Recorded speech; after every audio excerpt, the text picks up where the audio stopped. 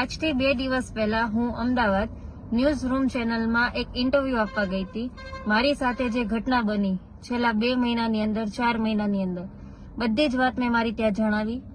એ video ગઈકાલે રાતે 8 વાગે એ લોકોએ લાઈવ કરેલો છે. એ પછી વિડીયો મેં આખો જોયો.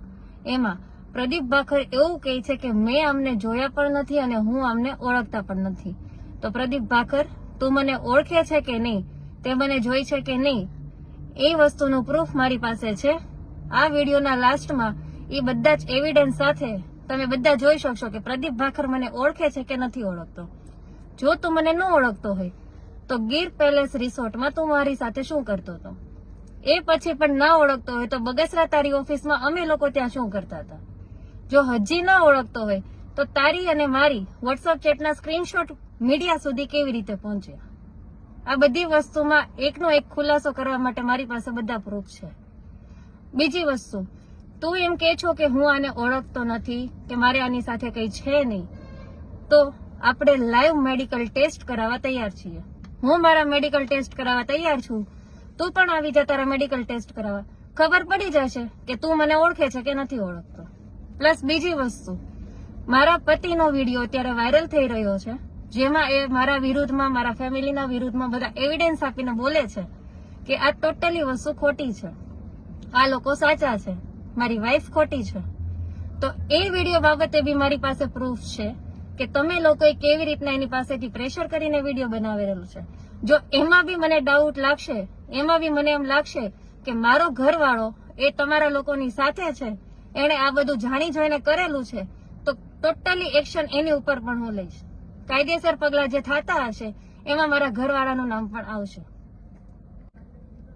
આ બધી વસ્તુ બન્યા પછી કાલે રાતથી 12 વાગ્યાથી લઈને મારી ઉપર જેવી કાકડિયા તરફથી સમાધાનના ફોન પણ આવે છે, રાજકીય પક્ષો દ્વારા પણ મને ફોન આવે છે કે તમે સમાધાનમાં બેસી જાઓ અને આનંદ કાકડિયાનું નામ કાઢી નાખો.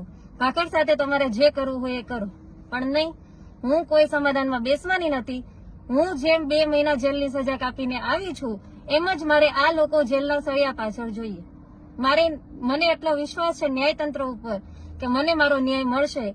રાજ્યના મુખ્યમંત્રી સુધી મારો આ વિડીયો પહોંચે એવી હું આશા રાખું છું. અને મારે જરૂર પડશે તો હું સીબીઆઈની મદદ પણ આમાં લઈશ. પોલીસ સ્ટેશનમાં પણ હું આ એફઆઈઆર મારી મૂકવાની છું. જો ત્યાંથી પણ મને સપોર્ટ નહીં મળે તો હું કોર્ટના દરવાજા ખખડાવીશ. હું એટલા બધાને એક જ વિનંતી કરું છું મીડિયા દ્વારા કે મને આ વસ્તુમાં ન્યાય અપાવો, આના કાયદેસર પગલાં લ્યો, સાબિતી સાથે બધા સામે આવો. જો હું સાચી હોઉં તો મને ન્યાય મળવો જોઈએ, પ્રદીપ ભાખર સાચો હોય તો પ્રદીપ ભાખરને ન્યાય મળવો જોઈએ. અને બીજી વસ્તુ, પ્રદીપ ભાખરે મારી જેવી ઘણી છોકરીઓના આવી રીતના શોષણ કરેલા છે, પણ એ બધી છોકરીઓ સમાજના ડરે બહાર નથી આવેલી. હું પોલીસને રિક્વેસ્ટ કરું છું કે આમાં ઊંડી તપાસ કરો. જો હું ખોટી હોઉં કે ભાખર ખોટો હોય તો અમારા બેના મેડિકલ લાઈવ ટેસ્ટ કરાવો, અમારા બંનેના લાઈવ લોકેશન ટ્રેસ કરાવો. હશો તો અમે બંને સાથે જ હશું. બેંકોંગ એ મારા સાથે આવેલો છે તો એની લાઈવ લોકેશન ટ્રેસ પરથી એ પણ ખબર પડી જશે કે એ બેંકોંગ હતો કે નહોતો. મારી પાસે ટોટલી પ્રૂફ છે કે બેંકોંગ હતો.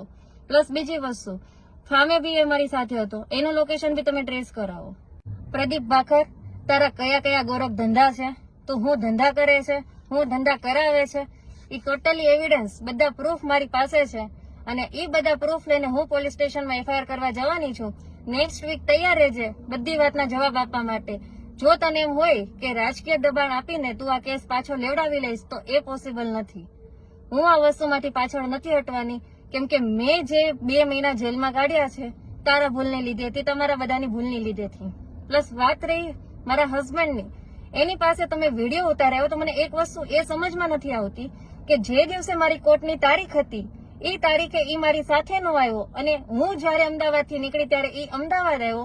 ઈ અમદાવાદ આવ્યા પછી આ બધા વિડીયો બન્યા અને ઈ રાતોરાત દુબઈની ફ્લાઇટમાં જતો રહ્યો. અને જયારે વિડીયો બનાવ્યો ત્યારે ઈ ઓચિંતાનો દુબઈ કેમ જતો રહ્યો? તો એનો મતલબ તો એવું જ થયો ને કે આનંદ કાકડિયા અને પ્રદીપ ભાખર તમે બંને ભેગા થઈને એની પાસે આ વિડીયો બનાવ્યો અને એની સેફટી માટે તમે એને દુબઈ મોકલી દીધો. જો ઈ સાચો હોય અને તમે બધા સાચા હોય તો એને દુબઈથી અહીંયા પાછો લાવો અને મીડિયા સામે રજૂ કરો કે હું જે બોલ્યો છું એ સાચું બોલ્યો છું, આમાં કોઈનો હાથ નથી. કેમ કે મારી પાસે તો પ્રૂફ છે જ તે કે આ વિડીયો ફોર્સફુલી બનાવવામાં આવ્યો છે. એટલે બધા ધ્યાન રાખજો. હું આ કેસ પાછો લેવાની નથી, હું હાર માનવાની નથી. અને મારા હસબન્ડના વિડીયોમાં તમે ધ્યાનથી જોજો, તમને બધાને આઈડિયા આવી જશે કે ઈ એક સ્ક્રિપ્ટેડ વિડીયો છે. સ્ક્રિપ્ટ બનાવીને એની પાસે બોલાવેલું છે. બીજી વસ્તુ કે એમાં કટકા પાડીને એંગલ બી ચેન્જ થાય છે. તો જે સમજદાર વ્યક્તિ છે એને તો ખબર પડી જ ગઈ છે કે આ વિડીયો સ્ક્રિપ્ટેડ છે, એની પાસે ફોર્સફુલી બનાવેલો છે. અને હજી કહું છું કે જો ફોર્સફુલી નહીં બનાવેલો હોય તો કાયદાના જે પગલા છે એ મારા હસબન્ડ તરફથી પણ લેવામાં આવશે. હું એની તરફ બી આ કેસ કરવાની છું જો આ વાત સાચી નીકળી કે એને એની મરજીથી વિડીયો બનાવ્યો છે તો.